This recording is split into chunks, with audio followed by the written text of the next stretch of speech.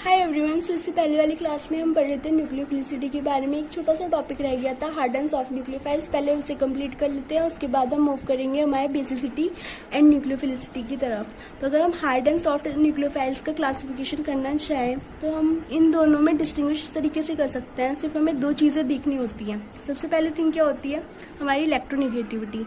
अगर हमारी electronegativity high है किसी एटम की या स्पीसीज की तो क्या होगा, हमारा हार्ड न्यूक्लियोफाइल्स होगा। और अगर किसी न्यूक्लियोफाइल्स की इलेक्ट्रोनेगेटिविटी लो है तो वो क्या होगा, सॉफ्ट न्यूक्लियोफाइल होगा। सेकंड थिंग जो हमें देखना है वो क्या होता है, उसका साइज। अगर हमारे न्यूक्लियोफाइल्स का साइज स्मॉल है तो क्या होगा, हमारा हार्ड न्यूक्लियोफाइल्स। अगर साइज जो है लार्ज है तो वो होगा हमारा सॉफ्ट न्यूक्लियोफाइल्स। अगर इसका एग्जाम्पल देखें तो हम लिख सकते हैं FCl, Br, I। ये हमने बहुत इजी सा एग्जाम्पल ले लिया है, ये सीरीज है पूरी। तो हमें पता है कि जो F होता है उसकी इलेक्ट्रोनेगेटिविटी सबसे ज़्यादा होती है, मतलब हाई इलेक्ट्रोनेगेटिविटी। और जो उसका साइज होता है वो भी स्मॉल होता है। और अगर I का देखें हम इसी तरीके से ग्रुप में मूव करते हुए, तो जो इलेक्ट्रोनेगेटिविटी होती है वो I की लो होती है एंड जो साइज होता है वो भी सबसे बड़ा होता है इस ग्रुप में। तो क्या हुआ, जो हमारा F होगा वो होगा हमारा हार्डेस्ट एंड जो I होगा वो होगा हमारा सॉफ्टेस्ट। तो ये हो गया हमारा छोटा सा टॉपिक कंप्लीट। अब हम मूव करते हैं हमारे न्यूक्लियोफाइल्स एंड बेसिस। सबसे पहले हम कॉमन चीज़ें देख लेते हैं कि इन दोनों में कॉमन क्या क्या होता है। तो अगर हम कॉमन थिंग्स देखें तो न्यूक्लियोफाइल्स में और बेस क्या होते हैं, दोनों ही अपने इलेक्ट्रॉन्स डोनेट करते हैं। तो सबसे पहली थिंग जो इनकी कॉमन है वो होगी इनकी डोनर एबिलिटी, क्योंकि दोनों ही डोनेट करते हैं। तो इनमें मतलब डोनर की एबिलिटी दोनों में है, डोनेशन की एबिलिटी। तो क्या हुआ, सबसे पहली चीज़ डोनर एबिलिटी। सेकंड थिंग क्या है, डोनेट तो तभी करेंगे जब इलेक्ट्रॉन्स होंगे। तो क्या होता है, ये इलेक्ट्रॉन रिच। अगर हम एग्जाम्पल देखें एक ऐसी स्पीसीज का जो न्यूक्लियोफाइल्स भी है एंड बेसिस भी है, तो इसका सबसे अच्छा एग्जाम्पल है हमारा OH-। ये एज ए बेस भी एक्ट करता है और एज ए न्यूक्लियोफाइल्स भी एक्ट करता है। अब अगर हम डिफरेंस देखें दोनों में, तो सबसे बड़ा जो डिफरेंस है, सबसे बड़ा डिफरेंस ये है कि बेस, पहले तो हमें ये पता होना चाहिए बेस क्या होता है। अगर हम कोई भी रिएक्शन करा रहे हो उसमें हमारा बेस प्रेजेंट हो, तो बेस जो होता है सबसे पहले हमारा H+ एक्सट्रैक्ट करता है। ये भी कह सकते हैं कि सबसे पहले वो प्रोटॉन एक्सट्रैक्ट करेगा। बेस का काम ही यही होता है हमारा प्रोटॉन एक्सट्रैक्ट करना। तो बेस को हम लिख सकते हैं लव टुवर्ड्स H+, मतलब ये जहाँ पे भी H+ को देखेंगे वहाँ जाके अटैक कर देंगे। सेकंड जो है, अगर हमारा न्यूक्लियोफाइल्स देखिए हम, तो हमें पता है, हमने न्यूक्लियोफाइल्स पहले ही पढ़े हुए हैं। ये क्या करता है, ये इनका लव होता है, लव टुवर्ड्स। अगर लिखें तो हम इसी उसमें एनी अदर एटम और स्पीसीज एक्सेप्ट H+। तो बस आपको एक बहुत छोटी सी बात ध्यान रखनी है कि अगर किसी रिएक्शन में कोई H+ एक्सट्रैक्ट कर रहा है या H+ पे अटैक कर रहा है तो क्या होगा, बेस कहलाएगा। और अगर वो H+ को छोड़ रखा है उसने, अगर मतलब जैसे एक एग्जांपल के थ्रू भी समझाऊंगी मैं आपको, अगर H+ पे को छोड़ के किसी और जगह अटैक कर रहा है तो वो क्या होगा, हमारा न्यूक्लियोफाइल्स। और अगर हम इसे एग्जाम्पल के थ्रू देखें तो यहाँ है, जैसे हमारे पास ये है RCOH, एक एसिड प्रेजेंट है और उसमें हमने OH निगेटिव से रिएक्शन करा दी। अब क्या हुआ, अगर इसने यहाँ पे, क्योंकि ये एसिडिक H है, एसिडिक H वो होता है जो किसी भी इलेक्ट्रोनेगेटिव एलिमेंट्स के जो बराबर में H होता है या इससे जुड़ा हुआ जो H होता है वो सबसे ज़्यादा एसिडिक होता है।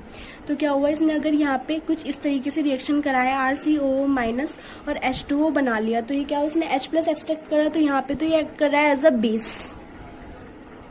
और अगर हम एक रिएक्शन लें, जैसे ये हुआ CH3I ले लिया हमने और इसमें हमने OH- से अटैक करा दिया, तो ये क्या करेगा, ये I नेगेटिव ऐसे चला जाएगा, लीव कर जाएगा, यहाँ से बॉन्ड ब्रेक होगा और ये बन जाएगा हमारा CH3OH। तो यहाँ पे ये क्या कर रहा है, यहाँ पे ये कार्बन पे अटैक कर रहा है। इसके पास H भी था लेकिन इसने H एक्सट्रैक्ट नहीं करा, बल्कि यहाँ से बॉन्ड ब्रेकिंग हुई, हमारा बना CH3OH। तो यहाँ पे ये क्या कर रहा है, एज ए न्यूक्लियोफाइल एक्ट कर रहा है। आई होप आपको अच्छे से समझ में आ गया होगा। तो बस एक ही चीज़ जो है वो ध्यान रखनी है कि अगर कोई स्पीसीज हमारा जो है, जो कि इलेक्ट्रॉन रिच है, वो कहीं से H पॉजिटिव या फिर इसे प्रोटॉन कह सकते हैं, प्रोटॉन एक्सेप्ट करे तो क्या होगा बेस, और अगर वो किसी और चीज़ कहीं और पे अटैक करे एक्सेप्ट H प्लस, तो वो क्या कहलाएगा हमारा न्यूक्लियोफाइल्स। इसका एक एग्जांपल और देख सकते हैं हम, जैसे हमारे पास ये RX है और ये हमारे पास PH3P, इसके पास लोन पेयर है, तो इसने क्या करा, इसने यहाँ पे अटैक करा और ये हमारे यहाँ पे हमारा निकल गया X, तो और कुछ हमारा इस तरह बनेगा PH3P पॉजिटिव, क्योंकि P ने अपने इलेक्ट्रॉन डोनेट करे हैं, तो ये बन गया हमारा R, तो ये क्या होगा हमारा न्यूक्लियोफाइल, हमारा होगा न्यूक्लियोफाइल एग्जाम्पल। अब क्या होता है, हमारे जो बेस होते हैं वो 2 टाइप्स के होते हैं, एक होता है हमारा न्यूक्लियोफिलिक बेस, एक होता है हमारा non nucleophilic base.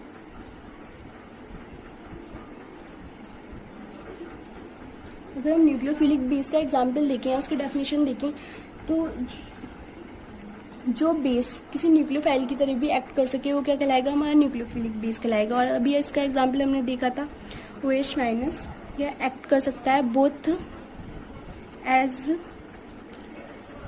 Nucleophile and base. जैसे इसकी रिएक्शन हमने अभी दिखाई थी ना, उसने एसिड, जैसे हमारा कार्बोक्सिलिक एसिड था, अगर दोबारा देखूं तो RCOOH और यहाँ पे OH माइनस था, इसने यहाँ से एसिडिक एक्सट्रैक्ट करा लिया था, हमारे पास कुछ बना था RCO माइनस प्लस H2, तो यहाँ पे इसने एक्ट करता है एज अ बेस, और जैसे CH3I और OH से रिएक्शन कराई थी तो ये I बॉन्ड टूटा था, इसने यहाँ पे करा, तो ये बना हमारा CH3OH, यहाँ पे इसने एक्ट करा न्यूक्लियोफाइल की तरीके से। अगर हम नॉन न्यूक्लियोफिलिक बेस का एग्जाम्पल देखें तो क्या होगा, जो बेस सिर्फ एज अ एक्ट करते हैं बेस की तरह ही, मतलब वो न्यूक्लियोफाइल्स की तरह एक्ट नहीं कर सकते, तो वो क्या कहलाएंगे हमारे नॉन न्यूक्लियोफिलिक बेस। तो हम लिख सकते हैं नॉट एक्ट एज न्यूक्लियोफाइल्स। अगर हम इसका एग्जाम्पल देखें तो सबसे कॉमन एग्जाम्पल है हमारा LDA, इसकी फुल फॉर्म होती है हमारी lithium diisopropyl amide. अब एक बहुत इम्पॉर्टेंट बात यह है कि जो हमारे बेस होते हैं वो उनको वहाँ वो क्या होता है, वो स्टेटिक सेंसिटिव नहीं होते बिल्कुल भी, मतलब उन्हें इससे कोई मतलब नहीं है कि वहाँ पे कितना ज़्यादा बल्कि ग्रुप प्रेजेंट है या फिर कितना मतलब वहाँ पे हिंड्रेंस हो रहा है, वो जाएंगे और वहाँ पे H प्लस जो है एक्सट्रैक्ट करके आएंगे ही आएंगे, जबकि जो हमारे न्यूक्लियोफाइल्स होते हैं वो स्टेटिक सेंसिटिव होते हैं। आप ये एक बात लिख भी सकते हैं डिफरेंस में, हमारे जो न्यूक्लियोफाइल्स होते हैं वो क्या होते हैं, वेरी स्टेटिक सेंसिटिव, मतलब वो जहाँ भी देखेंगे कि ज़रा सा भी बल्क है तो वहाँ से दूर भागेंगे, जबकि जो हमारे बेस होते हैं वो जो होते हैं उनको कोई no effect of steric hindrance.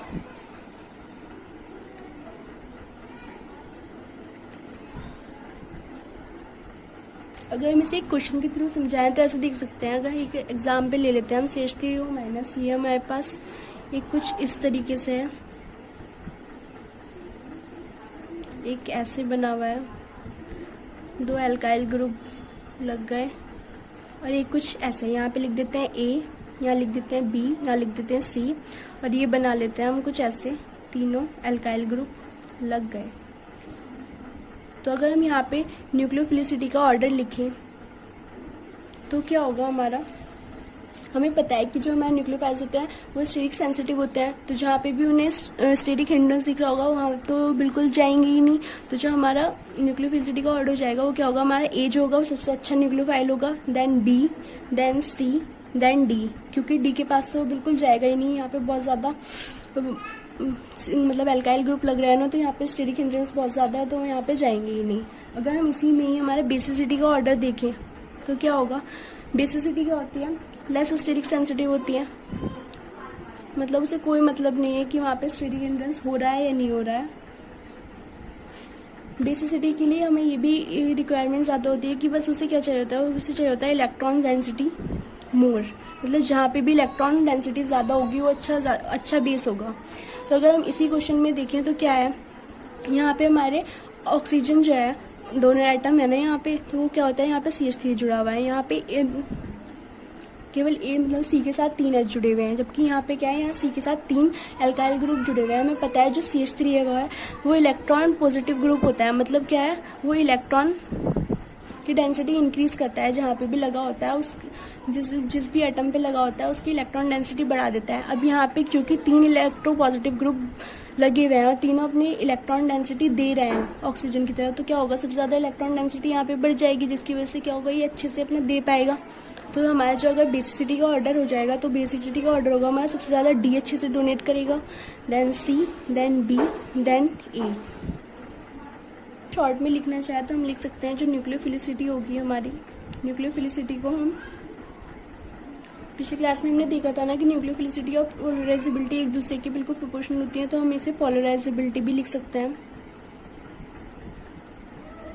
तो डायरेक्टली प्रोपोर्शनल होती है हमारे साइज के, मतलब जितना बड़ा साइज होगा उतना अच्छा न्यूक्लियोफाइल होगा, और इनवर्सली प्रोपोर्शनल होते हैं हमारे इलेक्ट्रोनेगेटिविटी के, मतलब जितनी ज्यादा इलेक्ट्रोनेगेटिविटी होगी उतना ही वीक न्यूक्लियोफाइल होगा वो। और क्या होता है हमारा, यहाँ पे हम ब्रैकेट में लिख सकते हैं कि जो हमारी न्यूक्लियोफिलिसिटी होती है वो बहुत ही ज्यादा सेंसिटिव होती है, स्टेरिक सेंसिटिव होती है। अगर हम बेसिसिटी को लिखें तो बेसिसिटी क्या होगी, बेसिसिटी क्या होती है, मेनली इलेक्ट्रॉन डेंसिटी, मतलब जहाँ पे भी ज्यादा इलेक्ट्रॉन डेंसिटी होगी वही सबसे अच्छा बेस होगा। मतलब इलेक्ट्रॉन डेंसिटी हम किस सेंस में कह रहे हैं, डोनर एटम के सेंस में, मतलब हमारे डोनर एटम पे जितनी अच्छी इलेक्ट्रॉन डेंसिटी होगी उतना ही अच्छा बेस होगा। डायरेक्टली प्रोपोर्शनल होगी हमारे चार्ज के, जितना अच्छा चार्ज उतना ही ज्यादा अच्छा बेस होगा, और इनवर्सली प्रोपोर्शनल होगा हमारे साइज के।